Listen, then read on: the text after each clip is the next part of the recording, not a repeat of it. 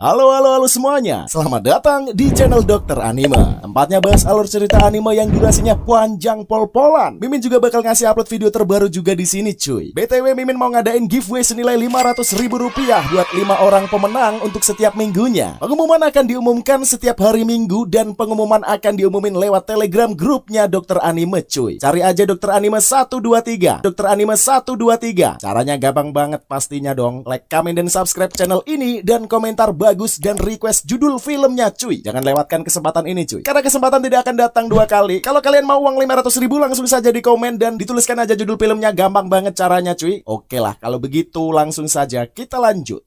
Scene diawali dari dua sejoli SMA yang sedang berada di atap sekolah. Diketahui mereka ini adalah Itsuki Yuge dan Mahiru Konatsuki yang sedang membahas sesuatu hal yang serius. Mahiru menyatakan dirinya hamil. Mendengar hal tersebut, Yuge auto shock. Mahiru menjelaskan mereka sudah 3 tahun bersama. Banyak hal yang sudah mereka lakukan, apalagi mereka sempat saling menyatakan perasaan di danau baru-baru ini. Namun Mahiru akan mengungkapkan siapakah ayahnya jika Yuge penasaran. Belum terjawab rasa penasarannya, tiba-tiba angin berhembus dari yang pelan hingga tiba-tiba menjadi kencang, disertai dengan datangnya cahaya besar di langit, berupa lingkaran tulisan yang selayaknya mantra Jepang kuno dengan semburat cahaya hijau, yang menyebabkan mereka terseret ke dalamnya. Boom! Tiba-tiba menghilanglah mereka yang menyebabkan atap sekolah menjadi kosong. Yugi terdampar di sebuah ruangan dan dimensi yang berbeda, sepi tidak berpenghuni. Ia terbangun lalu langsung teringat Mahiru yang ternyata masih tergeletak lemas yang tidak jauh darinya. Mereka masih belum tahu di mana mereka saat ini. Di kesempatan itulah Mahiru mengungkapkan bahwa ia hamil tanpa ayah. Hah? Kaget mendengar pernyataannya. Mahiru menjelaskan kepada Yuge bahwa ia mengalami perubahan pada tubuhnya dan setelah dicek ciri-cirinya di internet ternyata ia memang benar hamil. Bahkan Mahiru pun juga sudah membeli tes kehamilan sebanyak 3 kali untuk menyatakan positifkah semuanya. Masih dalam kondisi tercengang dengan penuturan Mahiru, tiba-tiba saja Yugi terpental jauh. Ada sinar yang datang menghempaskan Yugi dan memisahkan cukup jauh dari Mahiru. Tiba-tiba, pipi Mahiru terdapat simbol yang diiringi keluarnya bola bercahaya ungu dari mulutnya, yang ternyata berubah menjadi monster berbadan besar berkulit abu-abu serta bermata hijau. Monster tersebut langsung menghampiri Yuge dan menyerangnya. Jika terus diam dan menghindar, ia akan mati, pikir Yuge. Lalu tangan kanannya pun muncullah simbol yang sama dengan simbol yang ada di pipi Mahiru.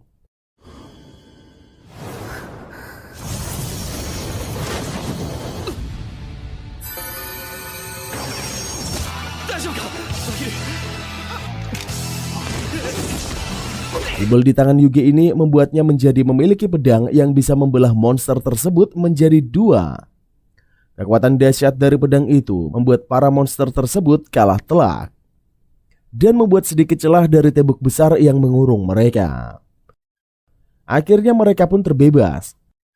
Mereka sudah berhasil keluar, namun yang ditemui justru adalah tumbuhan. Rasanya mereka seperti terjebak di hutan. Ternyata benar, memang saat ini Yugi dan Mahiru sedang berada di kerajaan sihir Granavania, yang tentunya memisahkan mereka dari bumi dunia asalnya. Perut Mahiru terasa hangat. Apakah ini karena adanya bayi di perutnya? Tentu saja tidak. Ternyata perutnya sedang dipeluk semacam hewan mirip musang, yang bahkan bisa berbicara. Oh iya, ini kan dunia sihir cuy, yang memungkinkan segala sesuatunya bisa saja terjadi. Musang orange tersebut bernama Mana. Ia mencium aroma kedewasaan dari Mahiru yang menimbulkan spekulasi apakah Mahiru sudah tidak perawan. Ada-ada aja ini emang.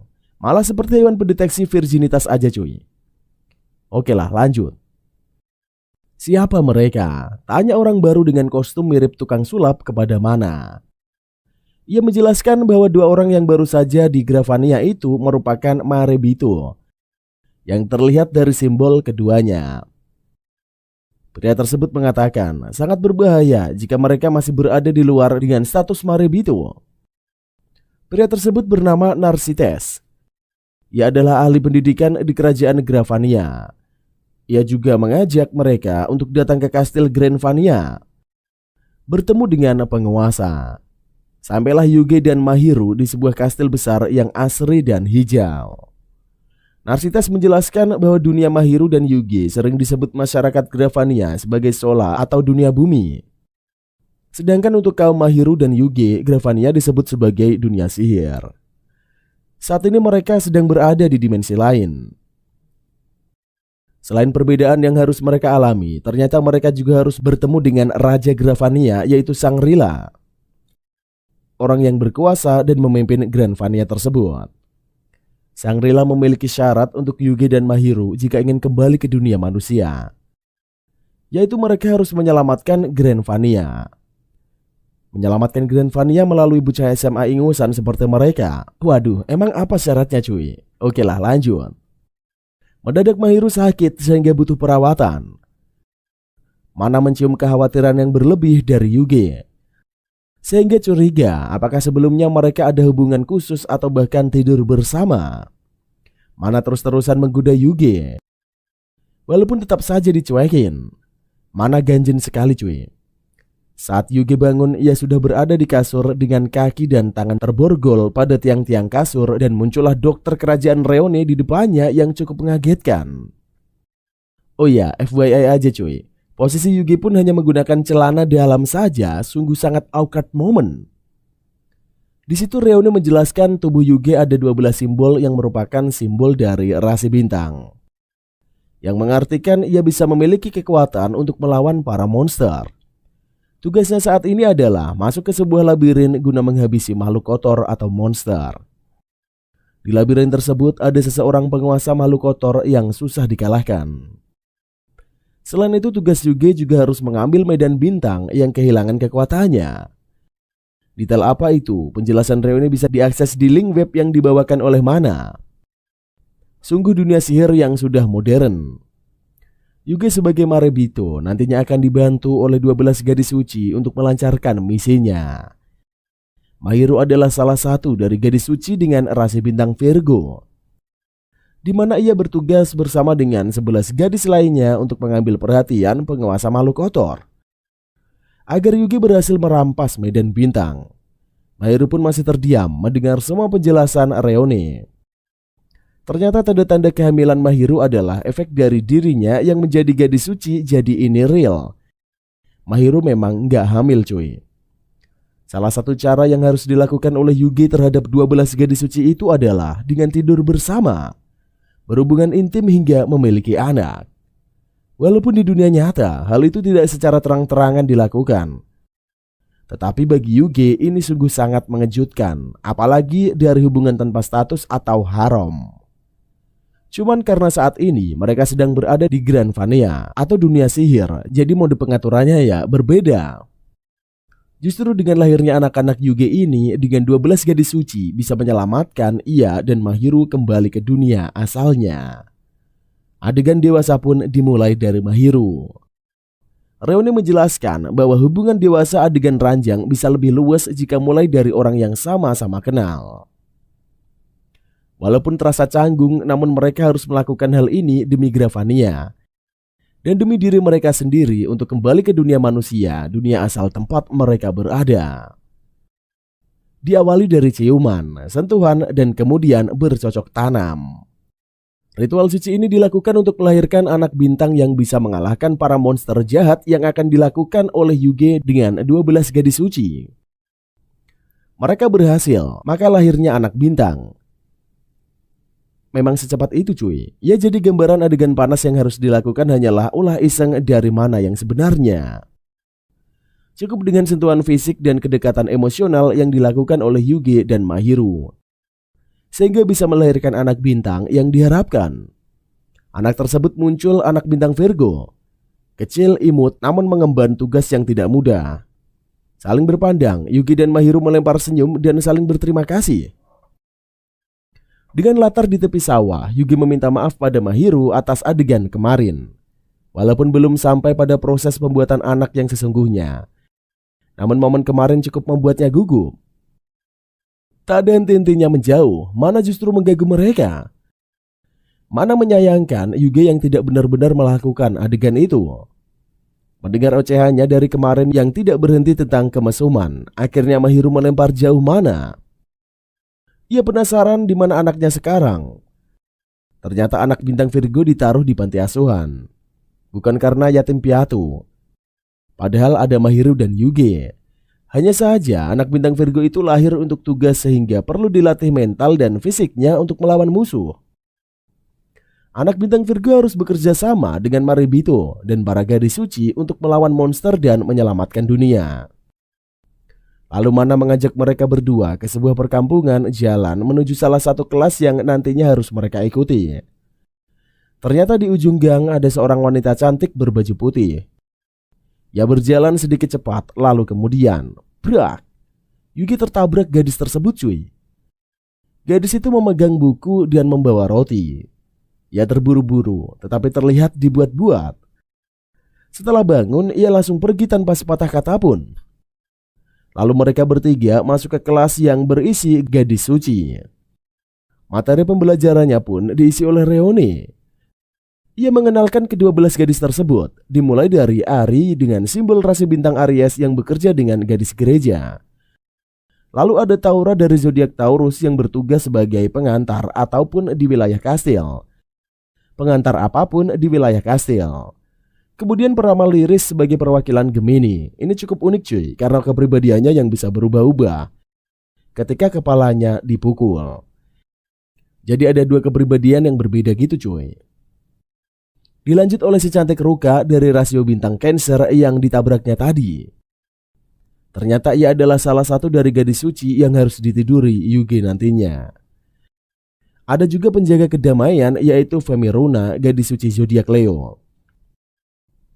Di dunia Yuge saat ini kental dengan sihir. Begitu pula Mira yang bekerja sebagai peneliti sihir yang berasal dari rasi bintang Libra.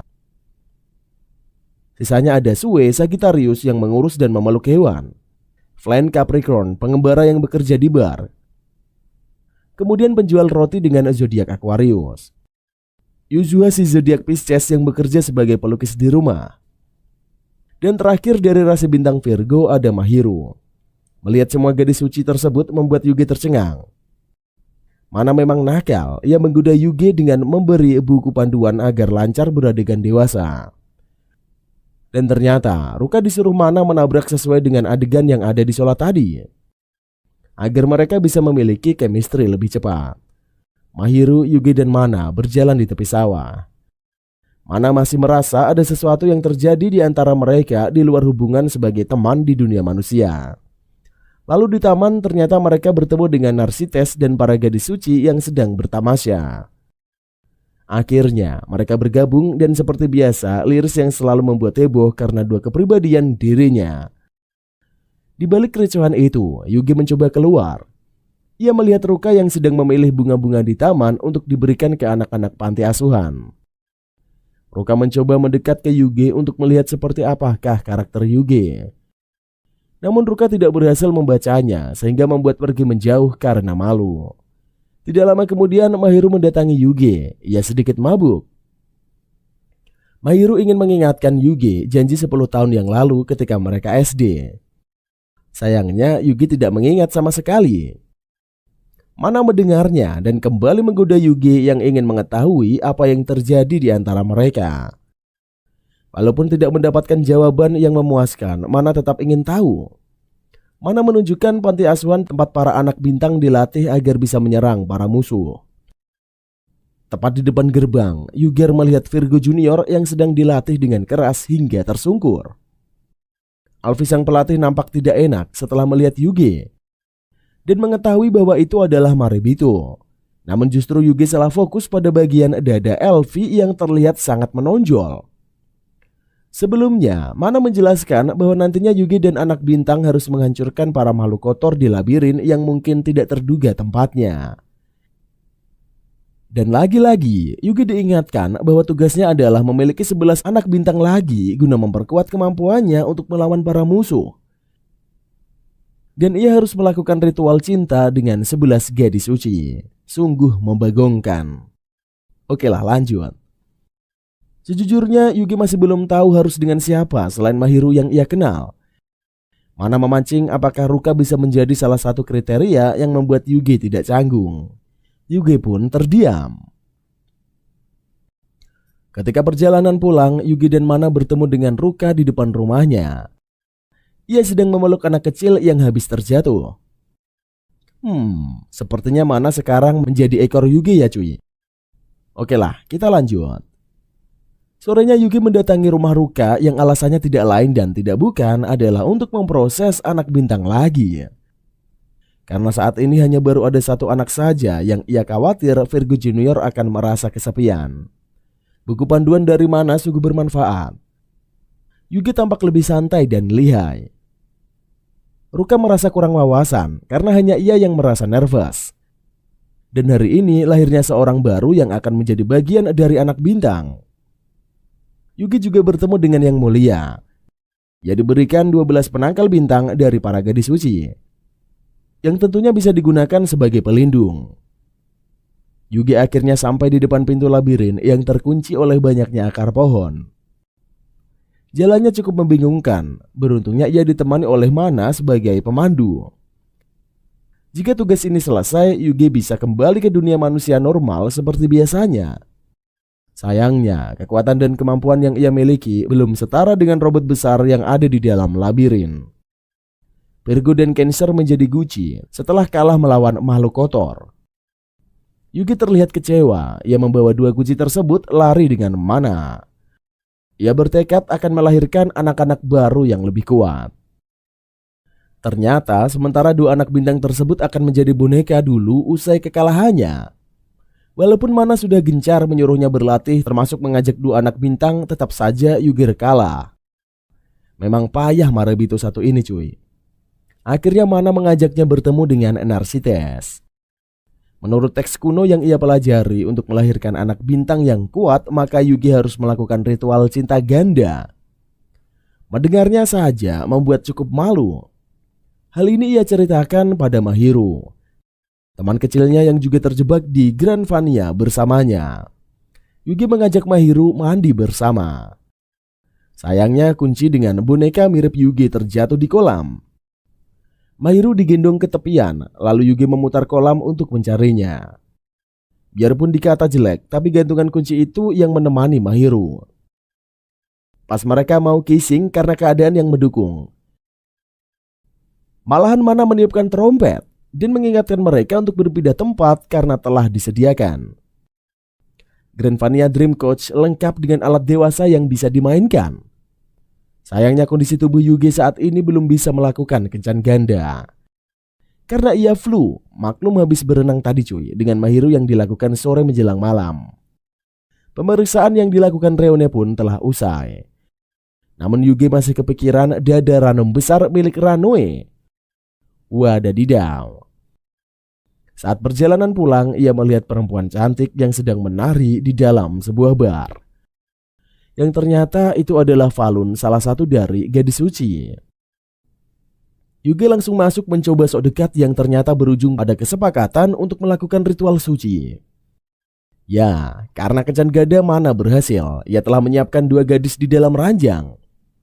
Ketika Yugi membukakan Mak Jreng, ia shock sekali nampaknya karena selain ada Falun ternyata juga ada Reone. Walaupun mereka lebih tua darinya, namun ia akan berusaha memberikan yang terbaik. Benar saja, terlahir 2 anak bintang yaitu Capri dan Scorpi. Sekarang mereka telah bergabung dengan 2 anak bintang lainnya. Yugi dan para anak bintang siap mengalahkan makhluk kotor. Cukup dengan sekali pukulan yang didukung kemampuan anak-anaknya Yugi yang berhasil mengalahkan makhluk kotor pertama dan memberikan cahaya penangkal ke depan altar. Yugi melarikan diri dari Mana yang terus mengejar dan memaksanya untuk melakukan kencan ganda lagi. Lalu ia bersembunyi di ruangan besar yang ternyata adalah gereja. Di situ ia bertemu dengan Ari yang terlihat kalem dan sedang dikerubungi oleh anak-anak kecil. Tak lama ia berpamitan karena harus membeli makan siang untuk dirinya dan Mahiru. Yugi terjebak dalam antrian dan ada makan siang yang terbawa olehnya yang seharusnya adalah milik Yuzuha. Namun malah si pemilik berlari menghindarinya. Mana masih saja meracuni pikiran Yugi dengan konten-konten dewasa, walaupun selalu dihindari oleh Yugi. Karena merasa bersalah, ia mencoba mencari rumah Yuzuha untuk memberikan roti makan siangnya. Walaupun awalnya ia ditolak, namun Yugi mencoba menjelaskan. Akhirnya Yuzuha memperbolehkannya masuk dan menerima roti pemberian Yugi. Ia suka roti tanpa isi agar bisa digunakan menghapus lukisan selain dimakan juga tentunya. Yugi ditunjukkan beberapa lukisan hasil karyanya. Mereka pun mengobrol dan saling bercerita aktivitas masing-masing. Hingga Yugi mengajak makan siang besok di taman. Usahanya cukup bagus walaupun selalu terkena omelan Mana. Tanpa disangka-sangka, ketika waktu makan siang tiba, mak jreng. Yuzuha membawa peti coklat besar. Yugi mencoba memahaminya karena Yuzuha memang memiliki jiwa seni. Sampai di momen lewat seorang anak kecil dengan ibunya yang merasa ketakutan sehingga membuat Yuzu pulang sendiri. Padahal anak kecil tersebut melihat Mana yang menggunakan topeng mulut burung bukan karena takut akan peti yang dibawa Yuzu. Ya, walaupun sedikit menyeramkan cuy. Di gereja Yugi juga meminta ampun karena telah menyakiti Yuzuha. Mendengar hal itu, Ari langsung nyamperin Yugi dan menjelaskan bahwa Yuzuha memang memiliki penyakit aneh yang sedikit menyulitkannya. Akhirnya Yugi mengajak Yuzuha pergi makan siang kembali lengkap dengan bekal dan juga peti yang nantinya bisa didekorasi oleh Yuzuha bersamaan dengan peti yang ia miliki. Banyak hal yang mereka lakukan dan lewati yang menimbulkan banyak kebahagiaan untuk Yuzuha. Karena merasa nyaman buat Yuzuha yang introvert itu, layaknya Yugi yang memang menerima anak dari ritual cinta dengannya. Walaupun malu-malu, Yugi mencoba membimbing Yuzuha agar rileks dan tara. Lahirnya anak bintang. Mana telah mempersiapkan hadiah untuk dibawa Yugi ke Ari. Nampaknya di luar gereja, Ari terdengar terkejut dari suaranya. Kemampuan Yugi dalam menyerang sudah semakin bagus. Kekuatannya akan terus bisa bertambah asal ia bisa menambah jumlah anak-anak bintangnya.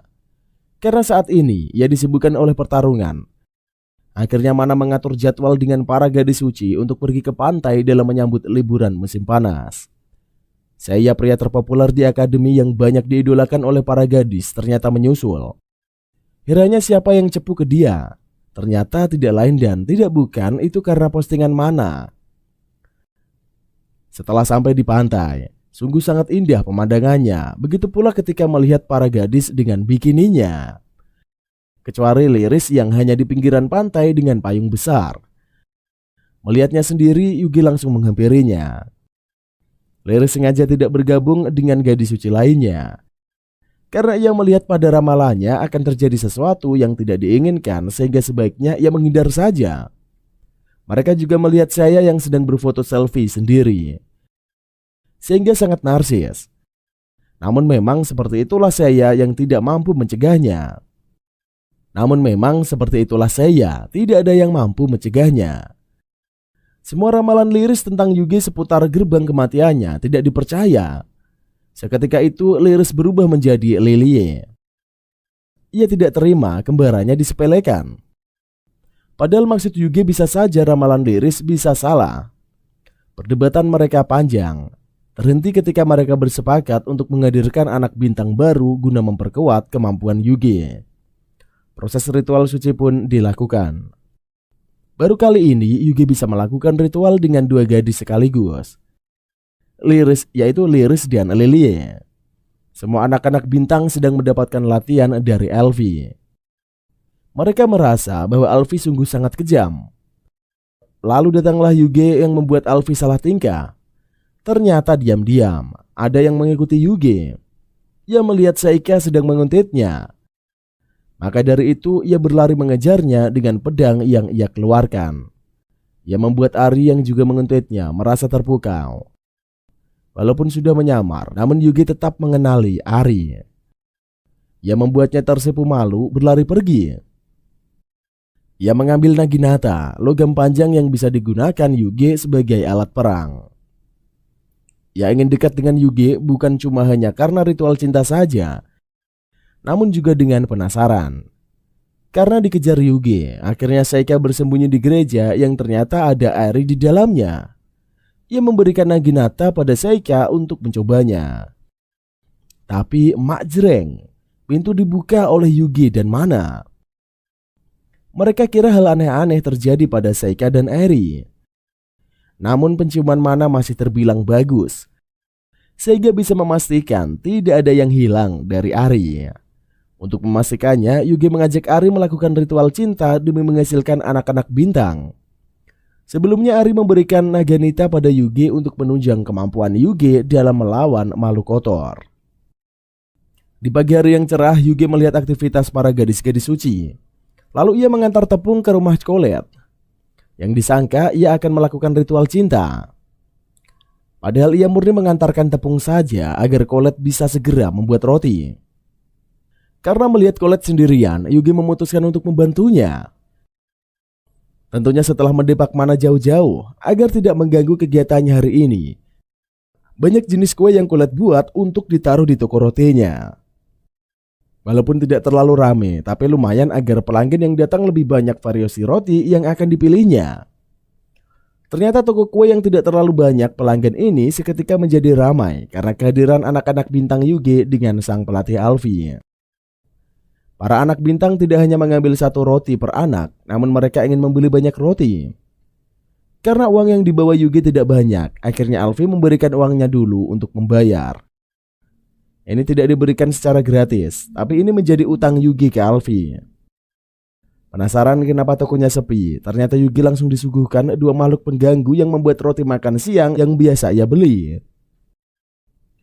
Mereka menawarkan bayaran tinggi untuk toko roti milik Colette agar dijual karena melihat sepinya peminat yang datang di toko roti Colette. Ketika Colette diganggu, datanglah para bocil ini untuk melawan. ガキじゃないよ。キャンプだったって思うよ。僕たちは静かにするのはおっさんたち。おっさんたちのパパとママとお兄さんたち今お仕事してるからこんな大人にやらなくて。いや、 Benar saja, dua siluman tersebut langsung kalah. Mereka ternyata bagian dari keluarga Femiruna, gadis suci Leo yang memiliki usaha roti makan siang. Mendengar hal itu, Yuge langsung berlari ke rumah Femi agar ia bisa merundingkan ke keluarganya bahwa usaha yang ia miliki mematikan usaha roti yang lainnya. Namun hal itu ditolak sehingga membuat Yuge geram. Femi yang pingsan ia bawa ke dalam kastil yang jauh dari kota. Setiap hari ia mengantar makanan berupa roti buatan Colette. Ia bertujuan jika nantinya Ferimuna mencobanya bisa jadi akhirnya membagi omset usaha roti keluarganya ke Colette. Walaupun lama prosesnya, akhirnya Femi mencoba roti tersebut yang dipaksa oleh Yuge.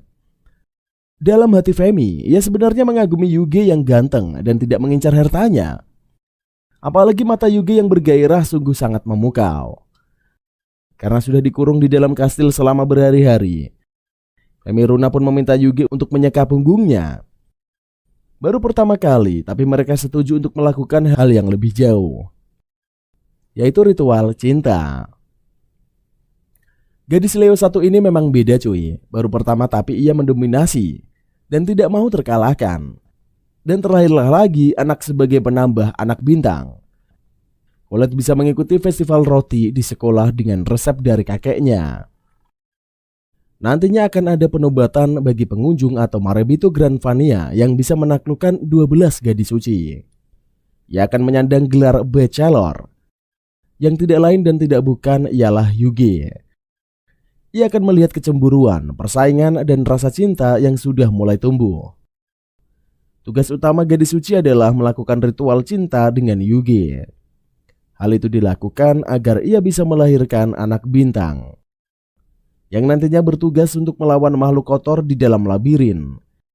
Dan endingnya Yuge sebagai Marebito bisa kembali ke tempat asalnya. Ada Mirai dan Sue yang belum menjalankan tugasnya.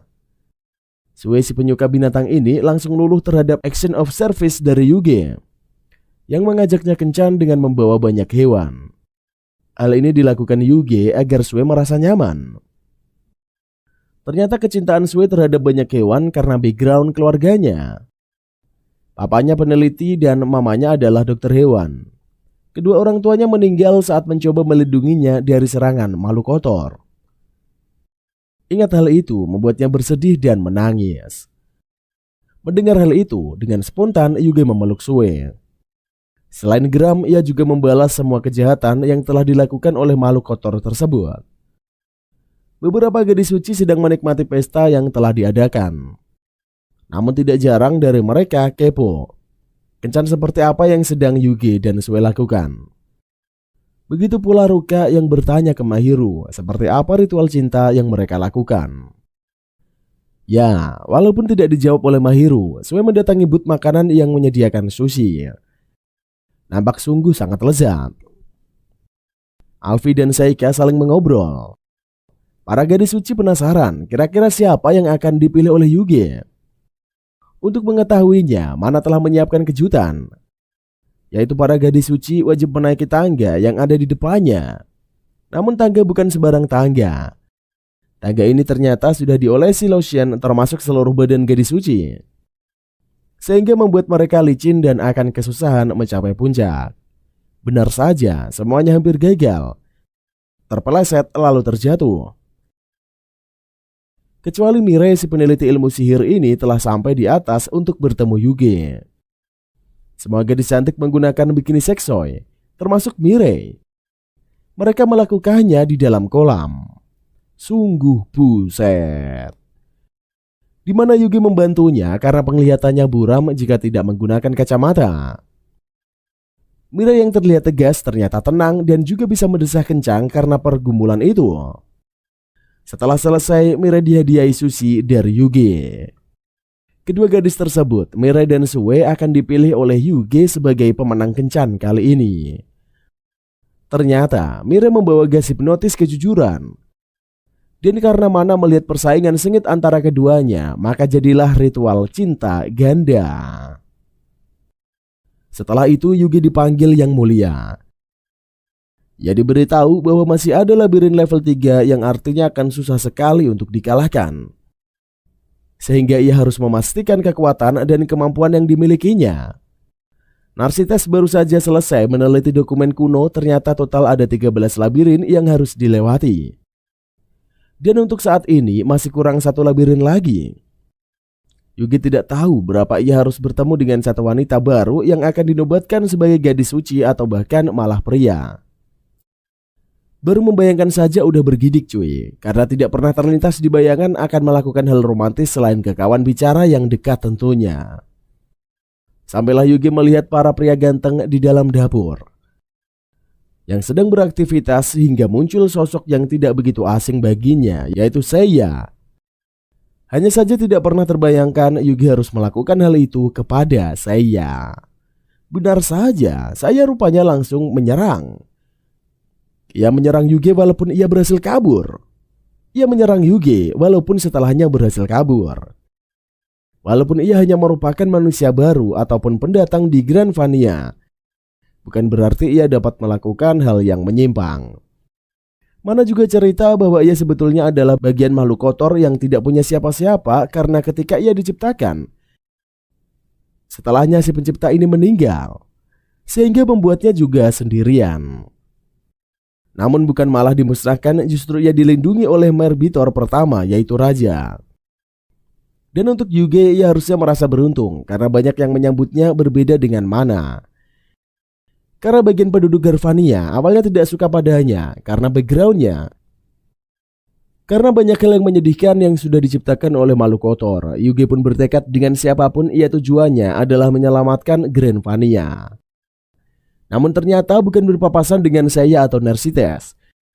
Justru ia hanya cukup bersahabat dan happy bersama-sama saja sudah cukup. Yugi ikut berlatih dengan Alfi. Dilihat oleh seluruh anak bintang. Walaupun tidak menang, namun hal ini cukup efektif untuk meningkatkan kemampuannya. Ia masih memiliki tugas untuk mengalahkan penguasa kotor ke-12. Saat tiba memasuki labirin melawan penguasa makhluk kotor ke-12, Yugi membagi ketiga tim A, B, dan C. Masing-masing sudah memiliki kekuatannya sendiri-sendiri. Makhluk pertama memiliki kekuatan api yang besar. Walaupun merasa sedikit kewalahan, namun tidak percuma pula Yugi dan para bocil ini berhasil mengalahkannya.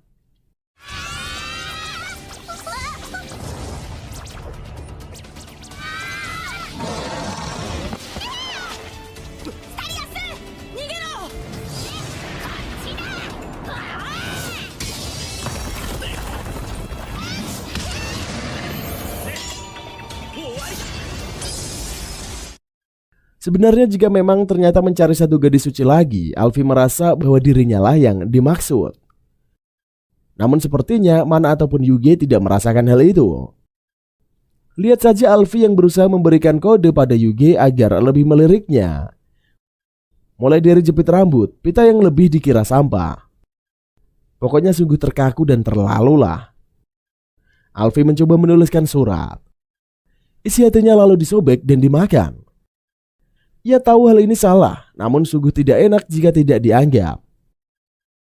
Yugi teriak-teriak di tengah kerumunan untuk mencari siapakah gadis ke-13 yang menjadi gadis suci. Saat itu di kerumunan berbeda dengan Alfi yang berteriak bahwa ia adalah gadis suci ke-13. Namun sayangnya ketika ia berhasil keluar dari kerumunan itu, Yugi dan Mana sudah terlanjur pergi. Sungguh sangat sayang sekali. Berita mulai berkembang bahwa Alfi sudah lama suka dengan Yugi dan ia juga merupakan gadis suci ke-13. Tim gercep alias gerak cepat Mana langsung mendatangi Alfi untuk menginvestigasi. Ternyata benar Alfi memang gadis suci ke-13. Alfi menginginkan kencan yang trendy. Mana sudah menyiapkan sejumlah drama romantis untuk Yugi tonton. Namun percuma, tidak terlalu berpengaruh juga ke Yugi karena ia tidak suka. Akhirnya mereka bisa menjemput Alfi untuk melakukan ritual cinta. Tapi sebelumnya yang mereka lakukan dinner romantis dulu. Lalu beranjak ke rumah Alfi di mana Yugi bisa melihat semua idol Alfi. Begitu juga dengan background keluarganya. Setelah itu Yugi memberikan pakaian untuk digunakan Alfi saat melakukan itu. Namun belum terjadi apa-apa, justru perut Alfi terasa sakit. Yang disebabkan oleh kertas yang ia telan. Setelah sembuh, ia langsung mengenakan pakaian dari Yugi dan datang ke ranjang ritual cinta. Alfi siap melahirkan anak bintang dari Yugi. Terlihat Alfi yang geli karena Yugi berada di perutnya. Mereka saling bergegaman tangan, melepas yang seharusnya dilepas bersamaan. Hentakan demi hentakan terlihat. Mulut menganga dan mata yang menggambarkan sebuah kenikmatan. Anak mereka sungguh menjadi pusat perhatian. Di sisi lain, Alfi juga merasa lemas membuatnya pingsan. Ternyata kondisi tubuhnya ini cukup drop. Yang Mulia melalui Narsites menyuruh Yugi menemuinya. Ia ingin sampaikan sejujurnya tentang labirin ke-13. Yugi sedang menikmati festival lampu-lampu seperti layaknya perayaan yang ada di dunia manusia pada umumnya. Ia bergegas lari untuk memenuhi panggilan raja. Mana membawa amplop yang akan diberikan ke Yugi. Ketika Yugi, Raja dan Narsites bertemu, barulah mereka membahas tentang makhluk kotor di labirin 13 yang akan mereka lawan. Ternyata tidak mudah terkalahkan. Mendengar hal itu, Yugi shock. Ia tidak menyangka perjuangannya dengan 12 labirin yang telah ia kalahkan justru tidak menang hanya karena satu labirin terakhir saja. Alasannya karena anak bintang bukan tandingan yang kuat untuk labirin 13. Tapi dirinya lah yang harus berkorban agar bisa mengalahkan musuh tersebut. Yang artinya harus siap mati demi kelangsungan bumi. Yugi kembali ke festival tadi. Di tengah ramainya orang-orang, ia termenung. Ia melihat banyak kegiatan orang-orang yang ia lakukan. Dalam hati ia berbicara bahwa ia harus berkorban demi kebahagiaan semua orang. Sungguh membagongkan. Ia juga menolak ketika Mana menawarkan untuk menemaninya. Ia benar-benar ingin sendiri. Namun ketika sudah selesai, ia dengan lamunannya. Ia teringat ada Alfi yang masih drop kondisinya. Sehingga segera ia melihat semua ruangan berharap ada Alfi yang sudah berkegiatan. Namun nihil, ia langsung ke kamarnya. Benar saja, Alfi masih belum baik-baik saja. Ia membawakan makan dan beberapa oleh-oleh berupa kipas tangan, postcard, dan tumbler idol favorit Alfie. Alfie merasa senang akan kehadiran, perhatian, dan goodie bag dari Yugi. Dari kenyamanan ini, Alfie akhirnya menguak fakta yang tidak diketahui semua orang. Termasuk si Rakun Mana bahwa sebenarnya 30 tahun lalu ia merupakan anak istimewa bintang dari seorang Marebito dan juga gadis suci. Sayangnya kekuatan tersebut sudah hilang. Entah apakah karena ritual cinta yang ia lakukan atau bagaimana, ia kurang tahu. Tiba-tiba, scene berubah menjadi panggung pentas idol. Sedikit nyeleneh namun itulah imajinasi Alfie. Yugi berjalan pulang di bawah turunnya salju. Bulan ini akhirnya tahun tepat saat perayaan Natal sehingga banyak lampu berwarna-warni juga di depan beberapa rumah. Mana menunggunya, mencoba tegar ketika nanti bertemu Yugi. Hai, sapa Yugi kemana dengan membawa permen Natal. Ia memeluk Mana untuk berterima kasih karena sudah dibantu. Pertemanan yang epik, hingga Yugi pun meminta Mana agar ditemani. Tapi kira-kira akan kemana itu cuy? Oke lah, mari kita lanjut. Scene berganti ke Itsuki yang kini sedang berada dengan yang lain. Di sana, Itsuki akan melakukan ritual medan bintang besar. Mereka akan melepaskan medan bintang yang digunakan untuk momok ke-13, di mana itu merupakan makhluk kotor yang terakhir. Sedangkan orang yang ditugaskan dalam misi kali ini adalah sosok Marebito itu sendiri, yaitu Itsuki. Kali ini Itsuki akan disegel bersama dengan momok ke-13. Nampak Mahiru sangat bersedih. Ia tidak bisa menerima kenyataan di mana Itsuki akan disegel selamanya. Begitu juga dengan para gadis yang lainnya. Mereka nampak tidak menyetujui hal ini. Akan tetapi, Shangri-La tetap terpaksa melakukan hal ini demi menyelamatkan Grand Vania. Mereka harus berkorban demi menyelamatkan Grand Vania, atau mau tidak mau Grand Vania akan hancur nantinya. Shangri-La bilang kalau Itsuki telah setuju melakukan hal ini. Ia akan berkorban demi menyelamatkan Grand Vania dan menjadi medan bintang besar. Scene berganti ke Itsuki yang sedang menuju ke suatu tempat. Ia bersama dengan Mana yang menempel di mukanya. Mana nampak tidak menyangka kalau Itsuki akan melawan momok itu. Itsuki kemudian bilang kalau ia mengorbankan diri maka Grand Vania akan selamat. Itu merupakan pilihan teraman yang bisa dilakukan menurut Itsuki. Akan tetapi mengingat para ciwi-ciwi dan kehidupannya yang nyaman, aslinya ia masih ingin hidup lebih lama lagi. Berbeda dengan Itsuki yang nampak Mana terlihat sangat bahagia. Ia berangan-angan akan memiliki kehidupan serba indah karena akan bersama dengan Itsuki berdua saja. Akan tetapi mengingat kalau Itsuki akan menyelamatkan masa depan, maka ia harus tetap meneguhkan hatinya untuk berkorban. Ia baru tersadar dan bertanya kenapa Mana ikut dengannya. Namun bukannya menjawab, Mana malah bilang kenapa kau masih menanyakan hal itu. Ujarnya kepada Itsuki. Tidak terasa kini Itsuki sudah tiba di lokasi tujuan. Tujuan dari keberangkatan Itsuki kali ini tidak lain adalah demi mengalahkan momok ke-13. Itsuki bertekad akan mengalahkannya demi bisa hidup di masa depan. Kemudian Itsuki langsung menyerang momok ke-13 dengan pedangnya. Namun ternyata serangannya tidak bisa berdampak apa-apa. Pedangnya tidak menembus momok ke-13 dan malah terlempar jauh dari sana. Sementara itu di tempat yang lain para bocil sedang berkumpul dan mengkhawatirkan Itsuki. Mereka saling bertanya satu sama lain apakah Marebito sama akan baik-baik saja. Ujar salah satu dari mereka. Mereka yang mengkhawatirkan Itsuki hendak menyusulnya dan membantu Itsuki. Namun di sana mereka sudah dijaga oleh Alfie. Itsuki menitipkan pesan kepada Alfie untuk menjaga anak-anak. Ia juga meminta kepada Alfie untuk tidak membiarkan mereka menyusulnya. Alfie yang mendapatkan tugas dari Itsuki nampak sangat kegirangan dan senang. Ia bahkan memamerkan dan menambah omongan Itsuki kepadanya. Namun para bocil nampak tidak percaya kalau Itsuki mengatakan hal seperti itu. Bahkan salah satu di antara mereka bilang kalau aku adalah anak Reone bukan Alfie. Shin pun berganti ke Narsites yang bilang kepada Shangri-La kalau mereka sudah tidak memiliki waktu lagi. Mereka harus segera melakukan ritual medan bintang besar.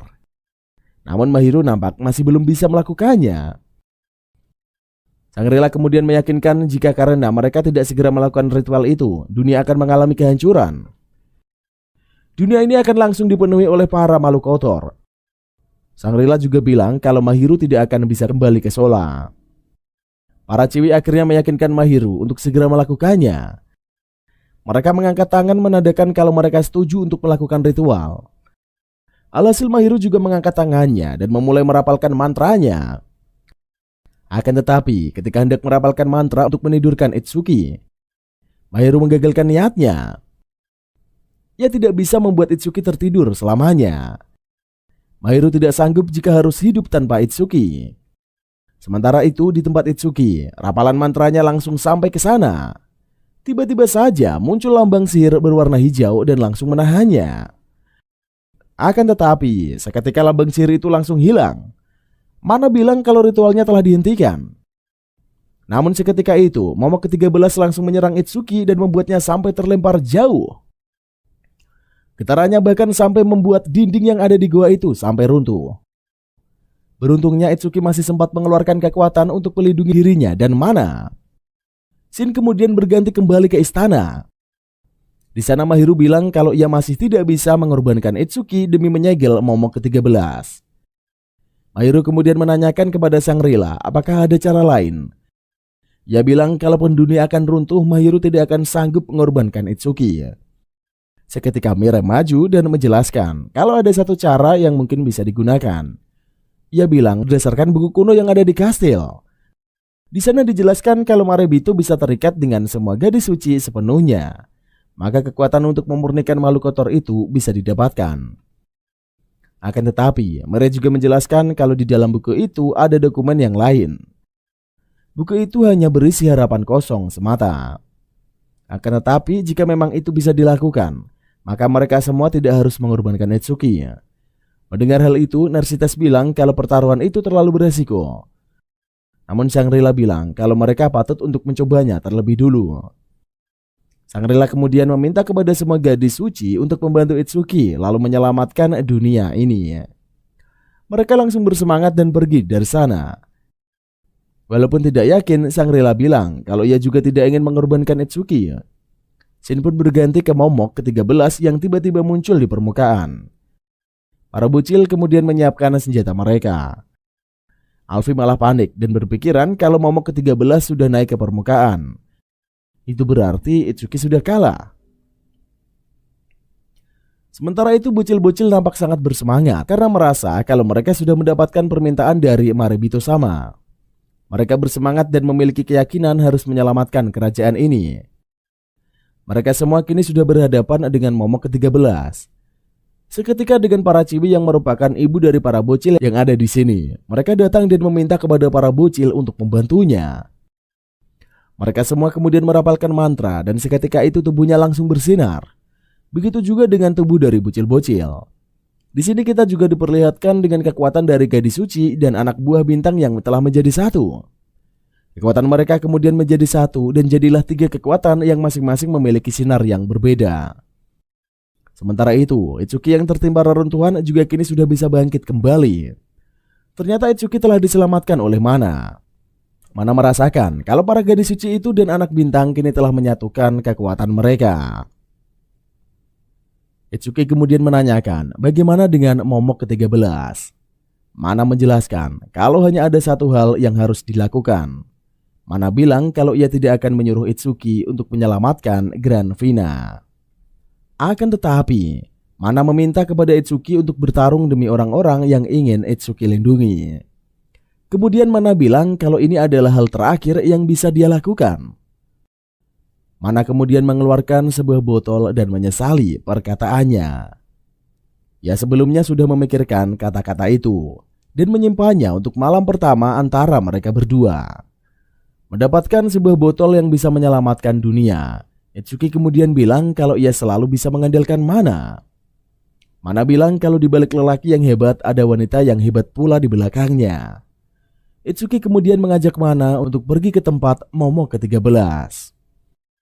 Sementara itu di tempat lain, para bocil yang sudah menyatukan kekuatan dengan gadis suci kemudian menyerang momok ke-13. Akan tetapi, serangan mereka semua tidak ada yang mempan sama sekali terhadap momok ke-13. Ketika momok ke-13 membalas dan menyerang mereka semua, tiba-tiba muncullah Itsuki yang menepis serangan dari momok ke-13. Ia datang dan menanyakan pada gadis suci serta anak bintang apakah mereka semuanya baik-baik saja. Itsuki yang datang ke sana pun langsung diomeli sama Mahiru. Ia kemudian meminta maaf dan bilang kalau ia tidak ingin menjadi medan bintang besar. Itsuki bilang kalau ia ingin bersama para gadis suci dan anak bintang. Itsuki kemudian mengajak para gadis suci untuk mengalahkan momok ke-13 bersama-sama. Mereka kemudian membantu Itsuki untuk menyerang dan menahan serangan dari momok ke-13. Akan tetapi, salah satu dari serangan dari momok ke-13 tidak bisa ditangkis oleh Itsuki. Alhasil, Alfi dengan sigap langsung mengorbankan dirinya. Ia menghalangi serangan yang datang ke Itsuki dengan badannya. Itsuki kemudian bertekad untuk menyelamatkan Alfi. Ia meminta kepada Mana untuk memberikan ramuan yang bisa menyelamatkan Alfi. Namun Mana bilang kalau ramuan itu sudah habis. Alfi meminta kepada Itsuki untuk tidak menggunakan ramuan itu. Ia juga meminta kepada Itsuki untuk tidak perlu mengkhawatirkannya. Ia merasa kalau hidupnya memang ditakdirkan untuk kejadian ini. Ia kemudian bilang kalau dirinya hidup sebagai anak bintang dan menjadi seseorang gadis suci. Hingga akhirnya ia bisa melindungi Itsuki. Akan tetapi, Alfi kemudian mengatakan permintaan terakhirnya dan Itsuki pun langsung mengabulkannya. Seketika itu juga, Alfi langsung lenyap. Itsuki kini sangat marah. Ia tidak akan memaafkan momok ke-13 karena sudah berani membunuh Alfi. Melihat Alfi yang mengorbankan dirinya sampai akhir hayatnya, para gadis suci kemudian mengirimkan kekuatan mereka kepada Itsuki. Bahkan Itsuki kini sudah bergabung dengan kekuatan para anak bintang. Kini Itsuki, gadis suci dan bukti cinta mereka serta anak bintang telah menjadi satu. Itsuki kemudian langsung melancarkan serangannya. Namun momok ketiga juga berevolusi. Ia bertanya kenapa Itsuki menolaknya. Momok ketiga kemudian marah dan menyetrum Itsuki. Ia bahkan menangkap Itsuki dan kembali menyetrumnya. Akan tetapi, mengingat para gadis suci itu, Itsuki tetap meneguhkan hatinya dan mengeluarkan kekuatannya. Kemudian mengingat para gadis suci itu, Itsuki tetap meneguhkan hatinya dan mengeluarkan kekuatannya. Melihat Itsuki yang sedang kesusahan, Rasaru yang merupakan salah satu anak bintang dari hubungan Itsuki dengan Alfi, ia berubah menjadi senjata dan memotong tentakel yang mengikat Itsuki. Itsuki kemudian menjadikannya senjata dan maju untuk menyerang. Dalam sekali serangan, Itsuki kemudian berhasil mengalahkan momok ke-13 yang menusuknya dengan senjata Rasaru. Kemudian anak bintang dan para gadis suci langsung menyegel momok ke-13. Mereka pun kini berhasil memenangkan pertarungan. Scene kemudian kembali berganti ke Itsuki yang hendak pergi bersama dengan Mahiru. Akan tetapi mereka nampak tidak bisa berpisah dengan Alfi. Alhasil mereka satu persatu mengejar Itsuki dan memilih untuk hidup bersama mereka semua. Kemudian mereka semua terjatuh dan masuk ke dalam air. Hingga akhirnya terjatuh dari langit dan tiba-tiba mereka berada di suatu tempat. Di sana nampak ada Alfi, Mana dan para anak bintang. Dan ceritanya pun usai sampai di sini cuy. Terima kasih buat kalian semua yang telah menonton sedari awal sampai akhir. Gak nyangka banget cuy, ternyata perjalanan Itsuki tidak begitu mulus. Walaupun dikelilingi oleh banyak wanita. Tapi ya jangan berharap lebih pada wanita ketika takdir berkata lain. By the way cuy, silahkan tulis komentar kalian di bawah mengenai anime yang satu ini. Semoga kalian terhibur dengan bacotan Mimin kali ini. Terima kasih buat semuanya, semoga dilancarkan segala urusannya.